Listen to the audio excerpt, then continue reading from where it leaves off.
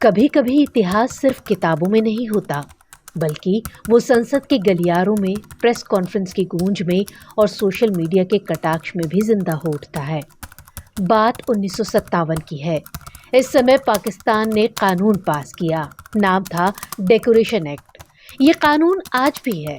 इसके तहत पाकिस्तान में कुछ खास नागरिक सम्मान बनाए गए, जिनमें सबसे ऊपर था निशाने पाकिस्तान, बिल्कुल भारत रत्न की तरह। जिस तरह भारत में भारत रत्न सबसे बड़ा सम्मान है, वैसे ही पाकिस्तान में ये अवार्ड उन लोगों को दिया जाता है जिन्होंने पाकिस्तान के राष्ट्रीय हित में अत्यंत विशिष्ट सेवाएं दी हों। मगर आज इसकी गूंज हिंदुस्तान की राजनीति में सुनाई दे रही है। मगर सवाल है क्यों?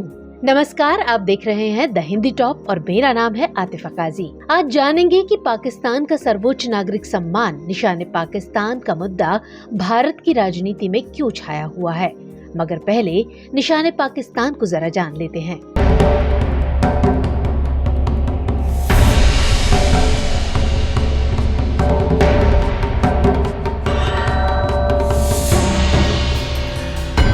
निशाने पाकिस्तान पाकिस्तान का सबसे बड़ा नागरिक सम्मान है।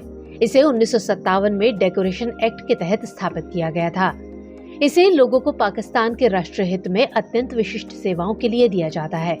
इसके अलावा देश ने अधिनियम के तहत निशाने इम्तियाज और तमग़े पाकिस्तान जैसे नागरिक पुरस्कारों की भी स्थापना की। इन पुरस्कारों का ऐलान हर साल 14 अगस्त यानी पाकिस्तान के स्वतंत्रता दिवस पर किया जाता है, मगर पुरस्कार दिया जाता है 23 मार्च को पाकिस्तान दिवस के मौके पर। भारत में भी एक हस्ती ये सम्मान हासिल कर चुकी है।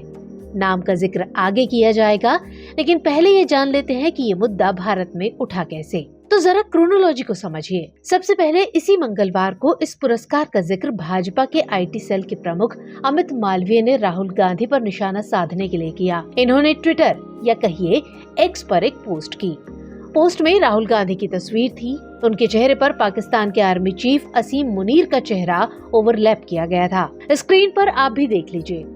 मालवीय ने लिखा, राहुल गांधी पाकिस्तान और उसके लाभार्थियों की भाषा बोल रहे हैं।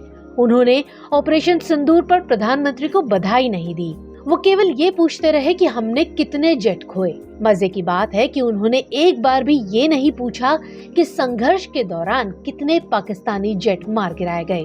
जवाब देने में कांग्रेस ने भी देर नहीं लगाई। कांग्रेस पार्टी के नेता पवन खेड़ा ने पलटवार करते हुए कहा, निशाने पाकिस्तान पाने वाले एकमात्र भारतीय राजनेता हैं मोरारजी देसाई, जो भाजपा के पूर्ववर्ती संगठन जनता पार्टी के थे। वो यही नहीं रुके, फिर उन्होंने निशाना साधा आडवाणी जी, जो जिन्ना को सेक्युलर कहते हैं, और वो शख्स जो बिना बुलाए नवाज शरीफ के साथ बिरयानी खाने पहुंच जाते हैं, वो भी निशाने पाकिस्तान के हकदार हैं। बिरयानी वाला तंज प्रधानमंत्री मोदी पर था, ये तो आप समझ ही गए होंगे। अब समझिए कि यहाँ मोरारजी देसाई की कहानी क्या है। तो वक्त के दौर में थोड़ा पीछे चलते हैं। साल आता है 1977 का। आपातकाल के बाद हुए चुनावों में इंदिरा गांधी की हार हुई और भारत को मिला उसका पहला गैर कांग्रेसी प्रधानमंत्री।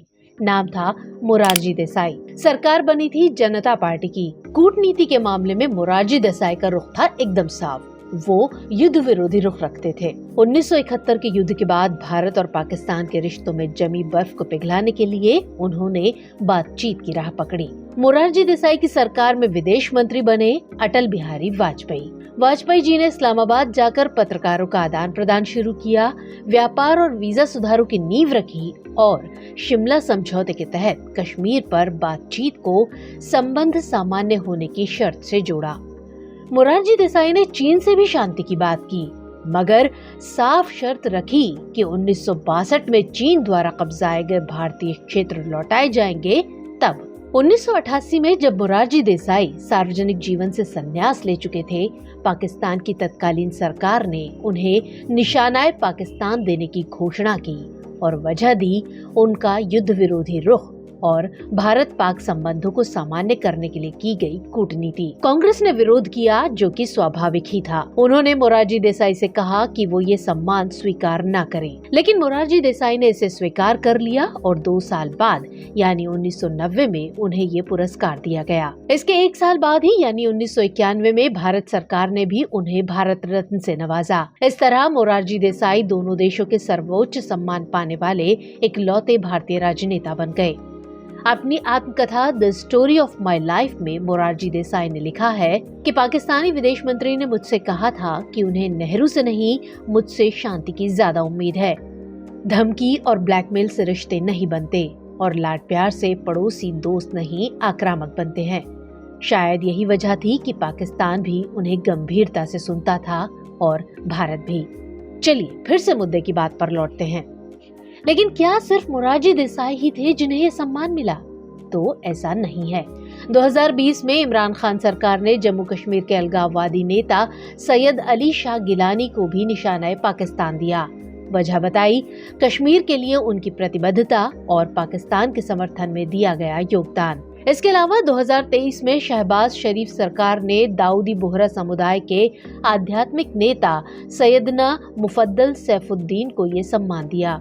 कारण था अंतर धार्मिक संवाद, शिक्षा, स्वास्थ्य और सीमा पार सामाजिक जुड़ाव के लिए उनके प्रयास। पाकिस्तान में बोहरा समुदाय की बड़ी आबादी है, इसलिए इस सम्मान को सांस्कृतिक जुड़ाव की दृष्टि से देखा गया।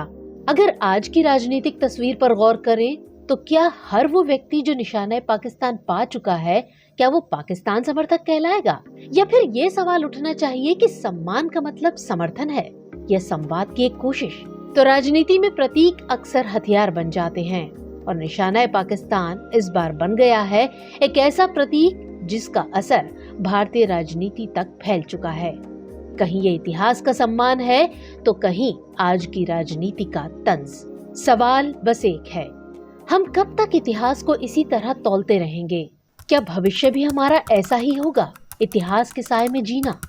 क्या इतिहास के पैरों तले हम अपना भविष्य तो नहीं कुचल रहे हैं? हम समझदारी से कब सोचेंगे कि सम्मान सिर्फ एक मोहरा नहीं, एक संवाद की शुरुआत भी हो सकता है। आपको हमारा एपिसोड कैसा लगा कमेंट सेक्शन में जरूर बताइएगा और अगर अभी तक आपने हमारे चैनल को सब्सक्राइब नहीं किया है तो सब्सक्राइब कर लें, साथ ही बेल आइकन दबाना ना भूलें।